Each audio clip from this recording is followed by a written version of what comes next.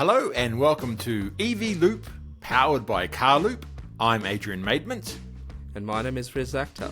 Today we're covering the comings and goings of brands in Australia, international EV news stories, chart of the week is back, and we'll be looking at what's coming up in the world of EVs. Hi Riz, good to see you. Hey Adrian, good to be on. Once again, there's lots for us to talk about after all the big shows that we covered last week. Yes, Riz, there's a lot going on, but I'd like to start first up with your trip to Sydney. So that was with Zeekr X. So we sort of touched on it last week with Zeekr showcasing at the Melbourne Electric SUV show. They finally had their official launch. So the Zeekr X is officially launched in the Australian market. We got a bit of a demonstration of what's included in the product, the two variants that are on offer, and a hint at the pricing. Not the actual pricing, but just hinting where both of those variants will fall. And what are they hinting at, Riz? So the base model rear-wheel drive is priced at under $60,000, and then the all-wheel drive is going to be priced at under $70,000. And they're sort of teasing it, so we're not too sure where it will all fall, but at least this gives us a good start. And they reckon they have plenty of pre-orders, which is exciting. Yeah, and the bigger picture, they're part of a big company. Yeah, so they're owned by Geely Holdings, which owns, premium brands like Volvo cars, luxury sports cars like Lotus, back to premium brands like Polestar. For them to sort of consider the Australian market. And they're also coming to New Zealand. We don't know the exact timing, but it's likely after the Australian test drives begin in a couple of months' time here.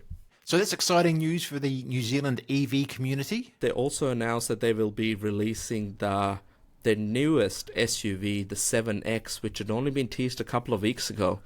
And at the press conference, they kept talking about Zeekr's speed at which they're releasing products. And, I feel it because the 7X was only unveiled to the world a couple of weeks ago, and they've already sort of firmed it up for Australian launch later next year, which also means obviously we'll be ending up in other markets like New Zealand. So quite exciting to see. And yeah, this brand is going to, in my opinion, going to do quite well in the Australian market. So do you think there'll be like some other Chinese brands who'll be smashing out new models left, right and centre? I have a feeling that they're a bit more poised. They may do refreshes of the existing models, but they're going to be bringing in the latest technology, but take a sort of staged approach to it. They know they've got established dealers across Australia, and then satisfy the needs of their early adopters. So they really want to focus on starting from the ground up and supporting those early customers and early adopters first before sort of bringing, 20 new models in the next 3 years, like we've heard from some other brands. How are they distributing their vehicles? Have they got their own network? They will be going through their own dealer network. So quite good to see. They really want to set this up properly. And Zeekr, globally is doing quite well. I think their sales are well over 80% year-on-year increase, which is quite good to see. And that's before some of those global models start to get out there. And just in some other more just general industry news in Australia, Citroen is leaving the Australian market. They weren't selling too well, and they're a very niche brand. And in the electrification space, they haven't had a lot to offer in the Australian market. So given the influx of a lot of these electric vehicle brands from China, it's probably, the writing's sort of on the wall. So, yeah, unique design. They've served the market for nearly 100 years. Now it's time to, focus on other markets for them. And now moving on to some Australian industry news, but a sad news to start with EV job losses. Riz. Yeah, Adrian, it's a news came around sort of this week of EV networks having to make some tough decisions and moving a few people from their organization on. EV networks, for those of us that are aware, run possibly the second largest charging network in Australia. The difference being that they own their own sites, and they've been expanding pretty quickly over the last couple of years, but now they want to refocus their efforts on rolling out more reliable fast charging infrastructure. and maybe not focus on some of those other areas like fleet charging and charging at home. So refocus, but obviously one of the consequences has been that a few people have been made redundant, and really hoping that the rest of the industry can stand up and support those people as they go through this transition. So a bit of a sad news, but hoping that, everyone that has been made redundant, the rest of the industry can support them moving forward. That's very difficult. Now moving on to a more positive story, Mark Lampard, the charging guru. Yeah, Mark Lampard's got a Go EV, his company, where they are a distributor for DC fast chargers for Sinexcel. And this week, Adrian, I got to see the latest charger. Basically, it's an upgrade of the existing fast chargers that Mark's currently helping the industry deploy through Go EV. And this time around, I got to see 3 of the latest Sinexcel 80 kilowatt dual output chargers with quite a few interesting tweaks. Things such as cable management, which wasn't around in the first generation of chargers, making it easier to plug in the car and not, as heavy as some of the other chargers that are in the market today. Along with that, they have a larger screen, so user interface is improved. And obviously, coming in with Sinexcel product, which is extremely reliable. I think they're part of one of the biggest charging sites in the world in Shenzhen, with Shell Energy that they operate that charging site there. And that sort of technology is starting to make it into Australia and New Zealand into the future. So it was really exciting to see it all in place. And wish Mark and the team all the very best as they roll these reliable fast chargers out to more Australian sites. And not to be outdone in charging, Tesla has new chargers. Yeah, so Tesla's continued to roll out more charging infrastructure. 3 new sites that have opened in August alone in Australia, starting in southeast Queensland at the Ginger Factory. They even did a opening sort of an event where they got the public involved, which is quite exciting.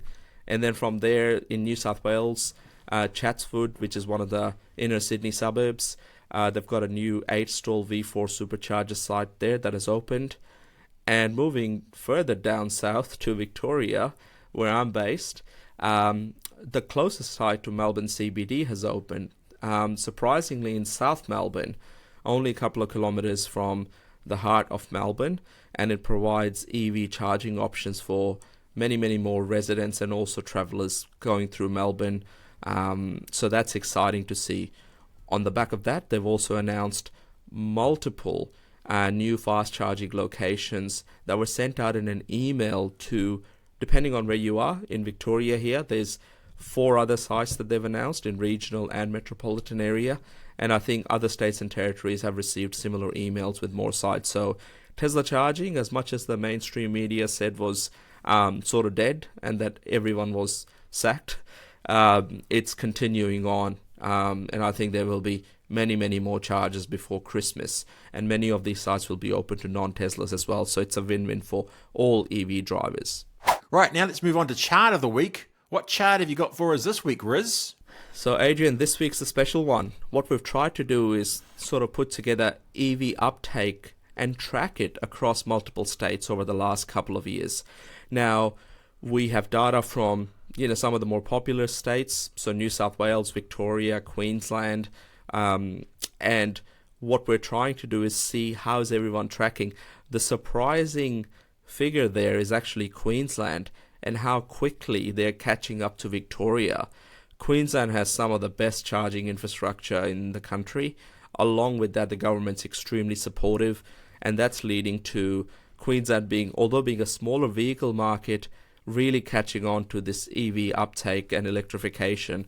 So they're catching up to Victoria, and I think it's a bit of healthy competition is always a good thing. So Queensland now has over 45,000 electric cars, and Victoria has just tipped over 50,000. New South Wales leading the way with close to 65,000 passenger electric cars, and the other state and territories obviously doing their bit as well. So I thought I'd put it onto a chart and see what it comes out as. And it's just worth tracking on a monthly or at least like a quarterly basis. Just moving on to international news, it's a bit of a Zeekr week. What's happening with Zeekr internationally? Oh, pretty much so, Adrian. So Zeekr has announced a refresh version of their latest car, the 007. A refresh? Now, it's a refresh. It hasn't even been in the market for, I think, first delivery started in December last year. So it's a flagship sedan that they've got lots of new technology, but it's already seen a massive boost with the new 800 volt architecture that they have, and charging speeds are insane. So according to Zeekr, and they've even released a video showcasing this, the Zeekr 007 can charge from 10 to 80% in 10.5 minutes. That is crazy. Like, just to put into perspective, some of the fastest charging cars in Australia are the Hyundai Ioniq 5 and the Kia EV6 that are based on Hyundai Kia Group's EGMP 800 volt architecture. They claim that their vehicles can charge from 10 to 80% in 18 minutes. This is nearly half that. And that's a vehicle that's only been out in the market for, as I said, less than sort of 9 months. So, insane amount of charging speed. I think the video they shared, the car was able to get over 470 kilowatts at one stage, and pretty consistent at over 350 kilowatts through most of the charging session. I guess the unique part is that in Australia, we don't have, I can't even think of any charger that has charging speeds over 350 kilowatts, and that was the average speed that this car got on Zeekr's 800 kilowatt charging stations. So it's exciting stuff. I did get a chance to ask the managing director of Zeekr Australia whether there's plans to bring Zeekr Power, which is their charging division, sort of like Tesla superchargers, to the market, and they said, watch this space. So they aren't confirming or denying it, but it is quite exciting to see that that's ultra-fast charging technology is not only coming to those vehicles, but we may even get those type of fast chargers in our market in the coming years. Any more Zeekr stories? Electric autonomous vehicles. That's quite interesting. So there's a bit of story that's come out of the US, shared on X by an EV enthusiast called The Kilowatts, that usually covers Tesla news. They have spotted Waymo's latest next generation electric vehicle being tested, and the interesting part is it had a Zeekr logo in the back, which means Zeekr's been working undercover on potentially supplying the next sort of autonomous vehicles to the autonomous vehicle giant Waymo, backed by Google. Let's just watch this space and see what happens. Quite interesting to see how far spread Zeekr is, and just to think a couple of months ago we hadn't even heard of the brand. Upcoming events, Riz? Adrian, so I'll be presenting this coming week at the ACT, Australian Electric Vehicle Association Members Forum, talking about some of the new trends that are going around in the EV market. ACT obviously has our capital Canberra in it, so they're quite progressive, so it'd be good to see what Australian Electric Vehicle Association members are doing in that space. And then I also will be going and seeing the trends in the EV rental car industry at an event with Europcar. So got an invite for that, so we'll be checking that out, and I'm sure we'll have a bit to share on our next episode. And finally, any thoughts on the state of the industry this week? We sort of touched on it earlier, that, EV charging sector is going through a bit of a tough time. But given the new electric vehicle models and the variety of them that will be landing in our market, will mean many more people want to make the switch to an electric vehicle, and hopefully that will support the charging industry by seeing higher utilization at those chargers, so that we can keep doing the good work in rolling out reliable fast charging infrastructure, and hopefully this is just a bit of a bump in the grand scheme of things. So to any of our listeners that are industry focused, that are potentially in the charging space, keep an eye on some very talented people that are out there looking for new opportunities. And I'll see you again next week. Oh, and what should people be doing to keep up to date with the podcast? People should like, subscribe, and share. And if anyone's interested in being a guest, we are going to be starting to invite guests to talk about some of the things and trends that they're seeing in the EV industry. So reach out to us via CarLoop and look forward to it. Thanks, Riz.